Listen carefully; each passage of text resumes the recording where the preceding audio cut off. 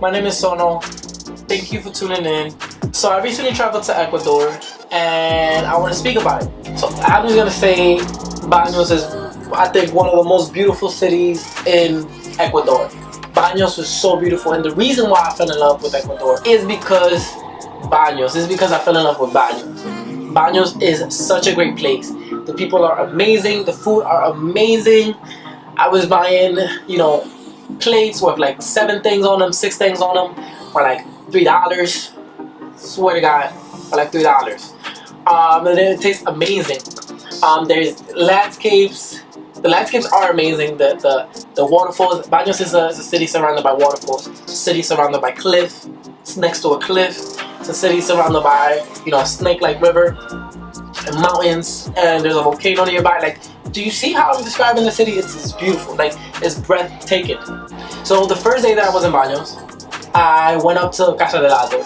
So Casa del Lago is this famous, tree house. Has a swing, and like it swings out into the open. Like, you will feel your heart is gonna pop out of your chest. I felt like my heart was gonna pop out of my chest. I felt like I was gonna die. Like, if one of these strings just get loose and I go flying, I am not making it. I'm not surviving at all, because you're swinging into the open, into like a cliff. But it's so beautiful. The experience is amazing. The adrenaline, the rush, the people cheering in your horn. It's beautiful. It's beautiful. I'm so glad I did it. I did it twice, actually. The first time it was cool. The second time the guy was pushing me. I thought he hated me because he was pushing really hard, like really hard. And I just thought, like, man, I'm not gonna make it. At least this is gonna be on video, and you can see me swinging. And this is the first time that I was swinging there on this video, and it's just amazing. It's beautiful. I wish I got in a better angle so you can see, how outside of the, the land you swing out, but it was just beautiful. And you can see the whole area is just filled with like other things as well. It's not just the swing. It has other things that has a sign, a Baños sign. Look at the cliff, the mountains. It has other things that you can play with. It has like a little restaurant. It's beautiful. It's beautiful to get over here. And as you're going up as well, there's like a little hike. As you're going up, somebody giving you shots, and that's amazing. That's how you feel welcome. After that, while we was on our way to this area, the taxi that was driving us, I always love to talk to locals. So while he was driving, I was telling him, I was asking him, like, what's a good place to go to? What's your favorite spot around here? And he recommended. He said, word for word, he's like, I've been here. He's been there for 35 years. He said, I've been here all my life, but one of the things that still takes my breath away is El Pailón del Diablo. How to get to this place? It's like a 15-minute drive outside of Baños.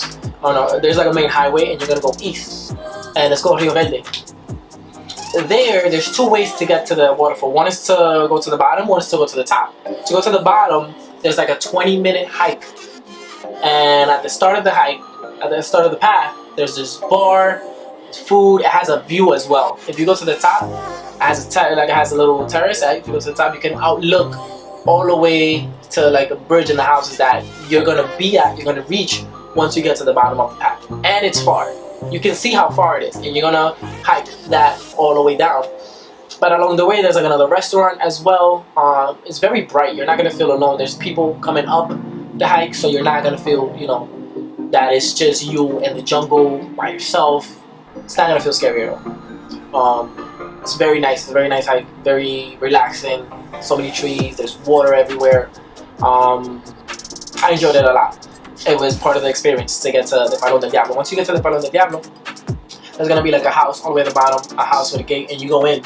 And to get in is like $3 or $2, something like that, cheap. After that, you're gonna go to the waterfall, to the structure, to the bottom of the waterfall. It's this 80-meter waterfall. There's 2 things you can do here. One of the things is you could go all the way down the steps, the rocks, to this platform, and the water is gonna be falling on you, basically. And it's just the best feeling in the world. The best feeling in the world.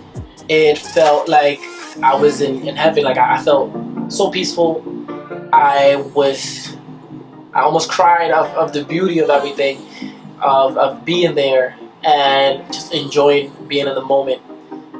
You definitely need a poncho because you're gonna get soaked. I took my sneakers off because I was not about to have soaked sneakers walking back. But it's beautiful. That was definitely one of my favorite parts of Baños, of the whole trip entirely. That was one of my favorite parts.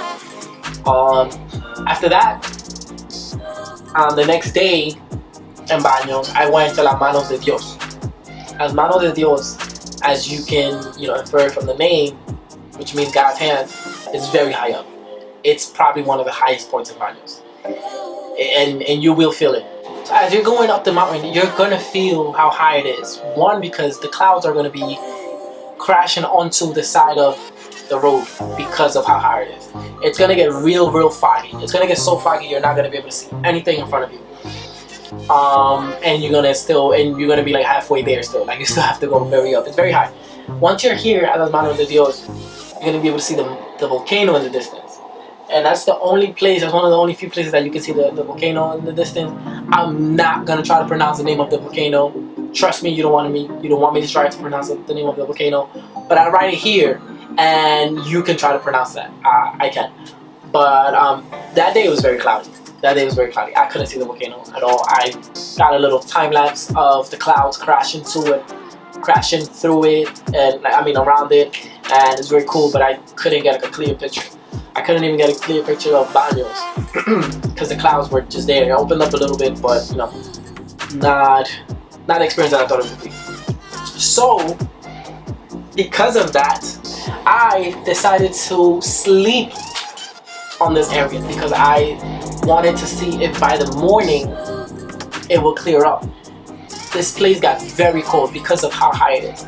It's very cold. I did not at all recommend anybody to sleep there. I only did it because of I wanted to take a good picture, and I'll make that sacrifice, and I'll do it again in the hopes of getting a good picture of the volcano in the city, but I couldn't. And when the morning came, it still was not clear, so I did all that for nothing. But I love the experience because it showed me about myself. It taught me that I'm willing to throw myself into the unknown just for a good picture, just for a good view. Thank you for tuning in. That's all for today. Next week, hopefully, I get done with the next part of the video series. I don't know how I'm gonna do, probably like 3. But please tune in next time as well, because I'm gonna talk about amazing places that I went to. There's still so many places to talk about in Ecuador. So please hit subscribe. Please like, please comment, if you have any more questions, if you want me to be more specific. I'm also going to include my link to the blog that I wrote everything at. But if you still, after you read that, if you still have more questions, I'm more than willing to answer them. I definitely want you guys to be well equipped if you're traveling to Ecuador to know exactly where you're going to go or what you're getting yourself into. Name Sono. Until next time.